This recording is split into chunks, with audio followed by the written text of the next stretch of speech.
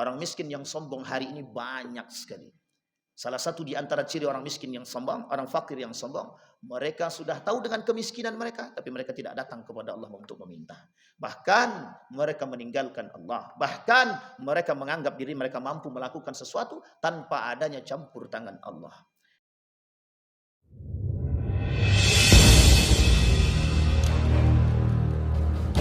Assalamualaikum warahmatullahi wabarakatuh. Alhamdulillah. Alhamdulillahilladzi an'ama bi ni'matil iman wal islam bihima tatimmus salihat. Asyhadu an la ilaha illallah wahdahu la syarika lah wa asyhadu anna Muhammadan abduhu wa rasuluh la nabiyya ba'd. Allahumma salli wa sallim wa barik ala hadzal nabiyil karim. Allahumma salli ala Muhammad wa ala ali Muhammad fil alamin innaka Hamidum Majid. Ittaqullaha haqqa tuqatih wa la tamutunna illa wa antum muslimun. Innallaha wa malaikatahu yusalluna 'alan nabi.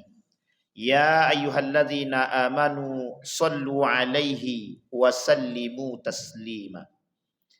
Wa qala Allah ta'ala ya ayyuhan nasu taqu rabbakumul ladzi khalaqakum min nafsin wahidah wa khalaqa minha zawjaha wa batha minhuma rijalan katsiran wa nisaa wattaqullaha alladzi tasaaluna bihi wal arham innallaha kana 'alaikum raqiba. Wa qala Allah ta'ala ya ayyuhalladzina amanu taqullaha wa qulu qawlan sadida yuslih lakum a'malakum wa yaghfir lakum dhunubakum wa may yuti'illaha wa rasulahu faqad faza fawzan 'azima. Wa qala Allah ta'ala wa la yahsabanna alladhina yabkhaluna bima atahumullahu min fadlihi huwa khairul lahum bal huwa syarrul lahum sayutawwaquna ma bakhilu bihi yaumal qiyamah. Sadaqallah. Wa qala an-nabi sallallahu alaihi wasallam fi hadithihi awwalu thalathatin yadkhulun nar amirun musallatun wa dhu sarwatin min malin la yuaddi haqqahu ta'ala min malihi wa faqirun fakhur. Sadaqallah. Puji syukur kehadirat Allah dengan mengucapkan alhamdulillah rabbil alamin. Berselawat kepada Nabi dengan mengucapkan Allahumma salli ala Muhammad wa ala ali Muhammad fil alamin innaka Hamidum Majid. Baginda Nabi Muhammad sallallahu alaihi wasallam berkata dalam hadisnya, awwalu thalathatin yadkhulun nar. Ada 3 golongan yang akan dimasukkan ke dalam neraka. Dan 3 golongan tersebut diancam oleh Allah sebagai pelaku dosa-dosa besar. Dan mereka semua mendapatkan azab yang sangat pedih. Seperti apa yang mereka lakukan ketika mereka hidup di dunia. Yang dikatakan oleh mereka, yang dikatakan oleh Nabi dalam hadisnya amirun musallatun. Yang pertama adalah amirun musallatun. Di dalam riwayat yang lain Nabi berkata, la yadkhulun nar sittatun yadkhulun nar qabla al-hisab. Ada 6 golongan yang akan masuk neraka sebelum dihisab. Nomor 1 adalah sultanun jair. Artinya pemimpin yang zalim. Sama dengan apa yang tadi Nabi sampaikan, awwalu thalathatin yadkhulun nar. Yang pertama sekali, 3 golongan yang pertama sekali masuk ke dalam neraka. Yang pertama adalah amirun musallatun, pemimpin yang zalim. Begitu juga ketika iblis ditanya sama Nabi. Kata Nabi kepada iblis, siapa rufaqa? Man rufaqa'uka yaumal qiyamah min ummati? Siapa yang kelak akan menjadi sahabatmu, kawanmu kelak di hari kiamat? Kata Nabi kepada iblis, iblis menjawab, qala 10. Ada 10. Yang pertama sultanan jair. Yang pertama adalah di antara 10 itu adalah pemimpin yang zalim. Ma'asyiral muslimin rahimakumullah. Kenapa poin ini menjadi poin penting? Poin ini menjadi sesuatu yang begitu sakral. Karena pemimpin adalah salah satu tombak untuk mengarahkan kemana perginya. Kemana pergi jamaah melangkah. Kemana mereka semua akan berbuat. Seperti apa yang mereka lakukan. Maka ketergantungan, saling keterkaitan antara satu dengan yang lain. Antara pemimpin dengan masyarakat. Kullukum ra'in wa kullukum mas'ulun an ra'iyatihi. Jika pemimpin baik, masyarakat baik. Jika masyarakat baik, ada kemungkinan pemimpinnya bisa menjadi baik. Terkadang pemimpin yang zalim cerminan daripada masyarakat yang zalim. Begitu juga sebaliknya. Ma'asyiral muslimin rahimakumullah. Sementara yang kedua kata Nabi, "Dzu sarwatin min malin la yuaddi haqqallahu fi malihi." Pada nomor yang kedua, orang yang pertama sekali masuk ke dalam neraka, tiga golongan pertama. Yang kedua adalah orang-orang yang diberikan harta oleh Allah melimpah, kemampuan daripada harta mereka, min malihi walam yuaddi haqqallah. Mereka belum menjalankan tugasnya, haknya Allah. Apa maksudnya? Maksudnya ada orang-orang yang diberikan harta tapi mereka tak mau bersedekah. Kategori sedekah di dalam Islam ada dua. Satu sedekah wajib yang disebut dengan zakat. Yang kedua sedekah sunnah. Ada orang-orang yang memang menyerupai karakter daripada Qarun yang disebutkan di dalam Al-Quran, innama utituhu ala ilmin indi. Kebakhilan Qarun, pelitnya Qarun, itu menjadi contoh bagi manusia-manusia sekarang. Kenapa? Mereka tak memiliki harta semelimpah Qarun, tapi mereka memiliki karakter sama seperti Qarun. Apa maksudnya karakter Qarun? Karakter yang membantah, karakter yang menentang, karakter yang tidak mau mengikuti perintah Allah. Apa contohnya mereka yang tak mau mengikuti perintah Allah? Mereka yang enggan mengeluarkan sedikit harta mereka untuk orang-orang yang berhak menerimanya. Ingat, di dalam harta kita, haqqun lis-sa'ili wal mahrum. Di dalam harta kita, di dalam harta orang-orang yang mampu, ada haknya orang-orang yang berhak menerima. Ma'asyiral muslimin rahimakumullah. Apa maksudnya? Kita kembalikan kepada makna sedekah. Sedekah di dalam Islam ada dua. Satu wajib, satu sunnah. Yang wajib kita sebut dengan zakat. Zakat terbagi dua. Ada zakat mal dan ada zakat fitrah. Ma'asyiral muslimin rahimakumullah. Di akhir bulan suci Ramadan, ada yang disebut dengan zakat fitrah. Zakat yang bertujuan bukan hanya untuk mensucikan harta, tapi juga mensucikan diri. Pada hakikatnya bukan poin itu yang terpenting. Poin yang terpenting daripada perintah zakat adalah ita'atullah wa rasul. Patuh dan taat kepada Allah dan Rasulnya. Maka ketika para ulama mengatakan tak salah, ketika ada orang yang tidak mau bersedekah, ketika ada orang yang tidak mau berzakat, pada hakikatnya mereka sedang menentang Allah. Bahkan di dalam riwayat yang lain Nabi kata, orang yang tidak mau mengeluarkan zakatnya, mereka kafir. Apa makna kafir di sini? Makna kafir di sini, mereka kufur akan nikmatnya Allah. Mereka nentang, mereka tak mau. Apa Allah katakan dalam Al-Quran? La in syakartum la azidannakum, wa la in kafartum inna azabi lasyadid. Kenapa Allah menggandengkan kalimat orang-orang yang tidak mau membayar zakat dengan kalimat kafar? Harusnya Allah bisa katakan, la in syakartum la azidannakum, wa la in ankartum. Tapi mengapa Allah tidak gunakan kalimat angkara? Kenapa Allah tidak gunakan kalimat langsung? Tapi Allah gunakan kalimat kafara. Menunjukkan akan kedalaman makna kalimat kafara, penentangan yang begitu keras terhadap Allah dan Rasulnya. Ma'asyiral muslimin rahimakumullah. Merujuk kepada sejarah. Ketika kita lihat sejarah Abu Bakar. Kenapa Abu Bakar menentang orang-orang yang tidak mau membayar zakat? Pasca wafatnya baginda Nabi Muhammad SAW. Di hari yang sama. Sebagian di antara kalangan orang-orang muslim, baik di Mekah maupun di Madinah, mereka tidak mau membayar zakat. Kemudian Abu Bakar mengatakan, kita perangi. Kata Abu Bakar, tidak ada kata tidak. Apa alasan Abu Bakar memerangi orang-orang yang tidak membayar zakat ketika itu? Abu Bakar cuma sampaikan kepada Umar bin Khattab, jika tidak diperangi, maka tidak ada lagi umat muslim yang akan membayar zakat. Yang pertama. Yang kedua, jika kita tidak perangi, maka bisa dipastikan tidak ada lagi syariat zakat. Dan itu keluar daripada rukun Islam. Ma'asyiral muslimin rahimakumullah. Disepakati oleh Umar bin Khattab. Maka ketika perintah oleh Abu Bakar turun untuk melakukan penyerangan terhadap orang-orang yang tidak mau membayar zakat, itu menjadi satu poin penting. Sehingga perlu dipahami bahwa perintah zakat bukan sekedar pada poin zakatnya, tapi lebih tepatnya bagaimana itaatullah, bagaimana ketaatan kepada Allah, bagaimana ketaatan kepada Rasul. Kalau dibandingkan dengan apa yang kita keluarkan, tak sebanding. Ada orang yang punya pendapatan lebih daripada 85 juta per bulan, bahkan 85 juta per tahun, yang wajib dikeluarkan zakat setelahnya. Ada orang yang pendapatannya per bulan lebih dari 85 juta. Ada orang yang pendapatannya di bawah daripada itu. Ada orang yang pendapatannya drastis jauh Allah ingin katakan, yang dikeluarkan hanya sebagian kecil daripada apa yang kita miliki. Bukan persoalan harta. Bukan berarti Allah miskin. Bukan berarti Allah menginginkan harta kita, bukan. Tapi ingat, Allah ingin tunjukkan wujud sosial manusia kepada manusia. Begitu pentingnya zakat di hadapan manusia. Kenapa? Wujud perhatian seorang muslim terhadap muslim yang lain. Wujud perhatian orang yang mampu dan kuat terhadap orang yang lemah. Wujud rasa kasih sayang dan cinta. Sehingga Allah perintahkan kepada kita bukan hanya sekedar beribadah kepada Allah, tapi justru ada unsur sosialnya. Maka dikatakan oleh para ulama, orang yang tidak mau membayar zakat, orang yang tak mau bersedekah, orang yang tidak mau mengeluarkan hartanya pada haknya orang lain, padahal di dalam harta mereka ada haknya orang-orang yang berhak menerima, maka orang seperti ini pengkhianat. Orang seperti ini zalim. Mereka memakan hak yang bukan hak mereka. Apa yang Allah ancam bagi mereka? Maka ada beberapa ancaman yang Allah berikan kepada mereka. Yang pertama, di dalam perut mereka terdapat api neraka. Fi butunihim nara. Orang yang makan haknya orang lain.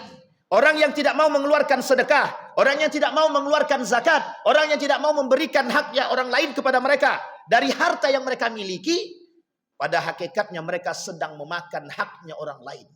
Mereka zalim. Fi butunihim nara. Kelak di hari kiamat, mereka akan dipertanggungjawabkan. Datang orang-orang yang berhak menerima harta mereka. Mereka meminta, mana bagian kami? Dan kelak mereka akan mempertanggungjawabkan apa yang mereka lakukan.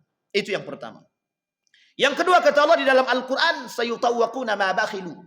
Orang yang tak mau membayar zakat, mereka bakhil. Seperti yang dilakukan oleh Qarun. Ketika Nabi Musa perintahkan dua pengikutnya untuk meminta zakat daripada Qarun, dia tolak mentah-mentah. Satu ketika kemudian berpapasan dengan Nabi Musa, Nabi Musa katakan kepada Qarun, keluarkan zakatmu dari harta yang kau miliki. Apa jawaban Qarun? Innama utituhu ala ilmin indi. Dengan kesombongan, Qarun berkata, ini semua adalah hasil jerih payahku. Bukan hanya persoalan pelit, tapi persoalan pembangkangan. Bukan hanya persoalan tidak mau berbagi, tapi persoalan kesombongan dan keangkuhan. Ada manusia-manusia hari ini yang enggan membayar zakat. Bayangkan, jika semua orang-orang yang mampu mengeluarkan zakat bentuk perhatian mereka kepada orang-orang yang tak mampu, maka bisa kita bayangkan sebenarnya konsep zakat ini sudah sangat baik.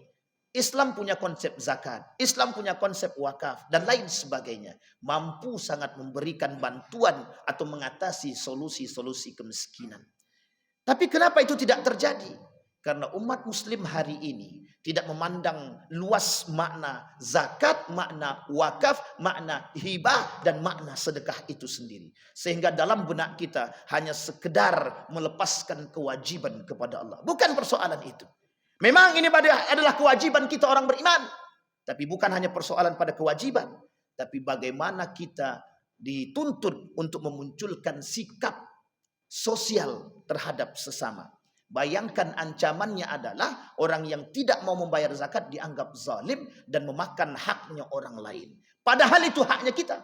Padahal itu harta kita. Tapi kok kita dikatakan memakan haknya orang lain? Disinilah poin pentingnya. Ketika ada manusia yang tidak punya perhatian terhadap sesama manusia yang lain atau saudara mereka, mereka disebut sebagai orang-orang yang tidak, orang-orang yang zalim dan orang-orang yang tidak punya perhatian sesama muslim. Ma'asyiral muslimin rahimakumullah. Berarti orang tersebut belum bisa dikatakan beriman.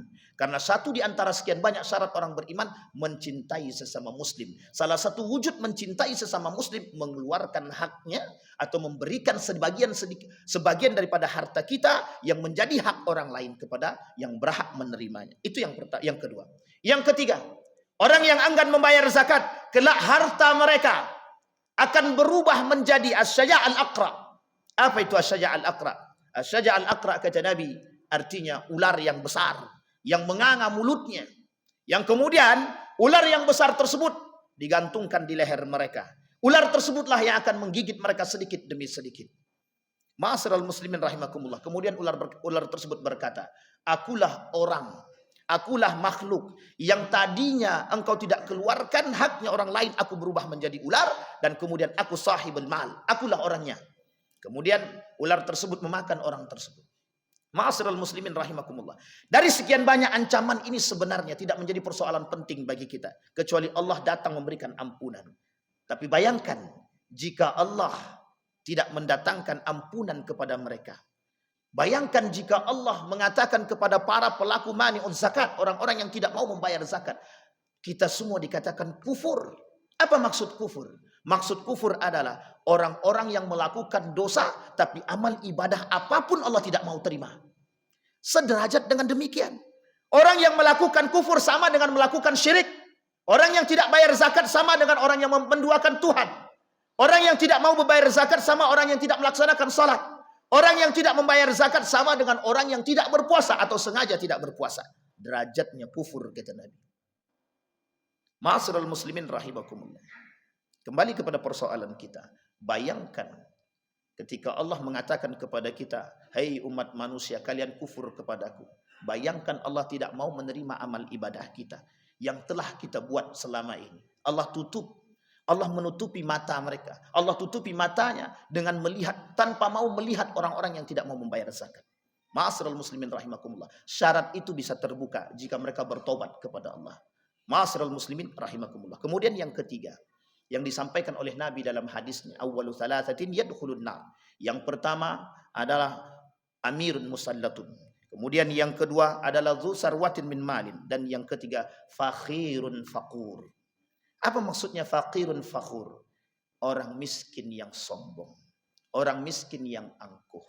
Bahkan Allah mengatakan dalam hadis qudsi, qala Nabi sallallahu alaihi wasallam wa qala Allah taala, hadis qudsi. Apa kata Allah? Qala Nabi sallallahu alaihi wasallam, qala Allah taala, uhibbu thalathan wa hubbi li thalathin ashad, wa abghadu thalathan wa bughdi li thalathin ashad. Aku mencintai 3 perkara, tapi kecintaanku terhadap 3 perkara jauh lebih aku cintai. Aku membenci 3 perkara, kata Allah, tapi kebencianku terhadap 3 perkara yang lain jauh lebih aku benci. Salah satu di antara 3 perkara yang dibenci oleh Allah, salah satunya adalah faqirun fakhur. Orang miskin yang sombong. Apa maksudnya orang miskin yang sombong? Orang miskin yang sombong hari ini banyak sekali. Salah satu di antara ciri orang miskin yang sombong, orang fakir yang sombong, mereka sudah tahu dengan kemiskinan mereka, tapi mereka tidak datang kepada Allah untuk meminta. Bahkan mereka meninggalkan Allah. Bahkan mereka menganggap diri mereka mampu melakukan sesuatu tanpa adanya campur tangan Allah. Jika Qarun melakukan demikian, mereka punya harta. Tapi manusia-manusia yang fakir, yang tidak memiliki apapun, mereka satu dimiskinkan, yang kedua mereka sombong dengan kemiskinan mereka. Ma'asyiral muslimin rahimakumullah. Maka di momen terbaik bulan suci Ramadan, di akhir-akhir Ramadan ini, penuhi hajatnya orang lain.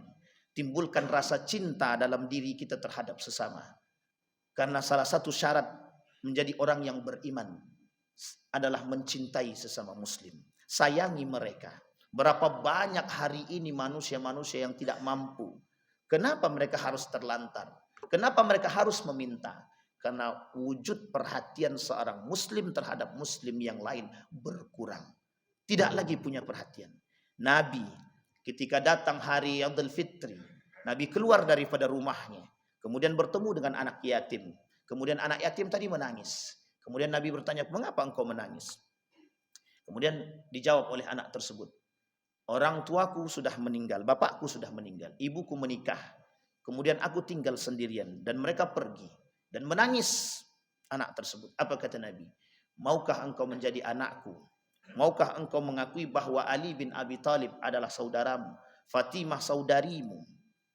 Jika engkau mau," maka baginda Nabi Muhammad SAW mengambil anak ini dan bawa ke rumahnya. Poin pentingnya adalah rasa cinta terhadap sesama. Jika satu di antara muslim merasakan rasa sakit yang sedalam-dalamnya sakit, seharusnya orang mukmin yang lain merasakan sakitnya. Makanya kalimat di dalam Al-Quran Allah sebutkan, "Innamal mu'minuna ikhwah fa aslihu baina akhawaikum." Sesungguhnya kita semua ini bersaudara. Maka jika ada orang beriman yang tidak punya rasa sakit terhadap saudara-saudara yang tak mampu, yang lemah, yang miskin, yang yatim, dan kita tidak punya perhatian kepada mereka, jangan pernah mengatakan aku termasuk orang-orang yang beriman. Fa'tabiru ya ulil absar la'allakum tuflihun. Alhamdulillah Alhamdulillahilladzi hadana li hadza wa ma kunna linahtadiya laula an hadanallah. Asyhadu an la ilaha illallah wahdahu la syarika lah wa asyhadu anna Muhammadan abduhu wa rasuluh la nabiyya ba'd. Allahumma salli wa sallim wa barik ala hadzal nabiyil karim. Allahumma salli ala Muhammad wa ala ali Muhammad fil alamin innaka Hamidum Majid. Ittaqillaha haqqa tuqatih wa la tamutunna illa wa antum muslimun. Innallaha wa malaikatahu yusalluna 'alan nabi ya ayyuhalladzina amanu sallu 'alaihi wa sallimu taslima. Allahumma ighfir lil muslimina wal muslimat wal mu'minina wal mu'minat bi rahmatika ya dzal jalali wal ikram. Allahumma a'idna 'ala dzikrika wa syukrika wa husni ibadatik. Allahumma ighfir lana dhunubana wa kaffir 'anna sayyi'atina wa tawaffana ma'al abrar ya aziz ya ghaffar ya rabbal alamin. Rabbana hab lana minas salihin. Allahumma khtimna bis salihin. Allahumma khtimna bis salihin. Allahumma a'inna 'ala dzikrika wa syukrika wa husni ibadatik. Allahumma anfa'na bima 'allamtana warzuqna 'uluman tanfa'una fid dini wad dunya wal akhirah. Allahumma ansur ikhwanana al mujahidin fi Palestin wa fi Gaza wa fi kulli makan. Allahumma dammiril yahud. Allahumma ahlikil kafarata wal mubtadi'ata wal musyrikin a'da'aka a'da'ad din. Rabbana atina fid dunya hasanah wa fil akhirati hasanah wa qina azabannar. Ibadallah, innallaha ya'muru bil 'adli wal ihsan